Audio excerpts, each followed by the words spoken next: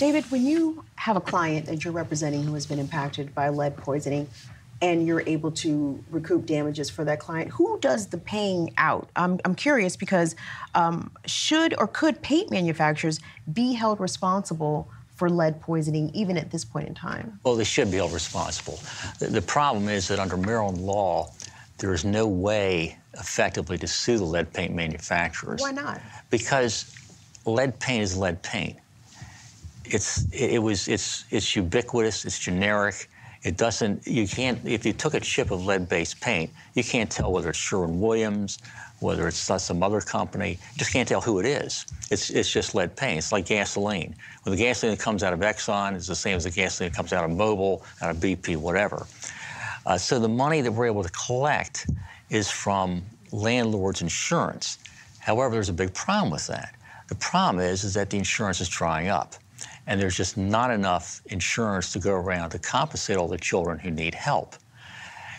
One important thing is what Lawrence is saying, what Ruth Ann also touched upon, is that the money that we get through a jury from the insurance companies, not only does it go to compensate the injured child, the injured child spends almost all that money in the local community. So we have children who have got compensation who bought houses. They buy the houses in Baltimore. They're able to clean them up. They spend money on remedial education programs. It's done locally. They spend the money locally. So all that's very positive.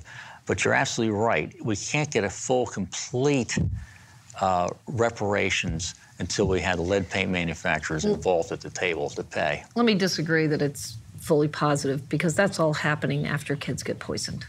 It's happening after the injury has happened. It's happening after brains have been damaged, that people are at greater health risks.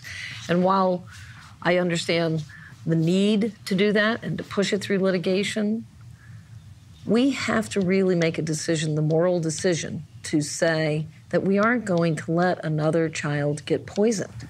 Obviously, this is a very intense and very complex conversation. It's going to take more than just the time that we have allotted to get through this. So if you could please join us for part 2 of our conversation about the crisis of lead poisoning here in Baltimore City, right here on The Real Baltimore.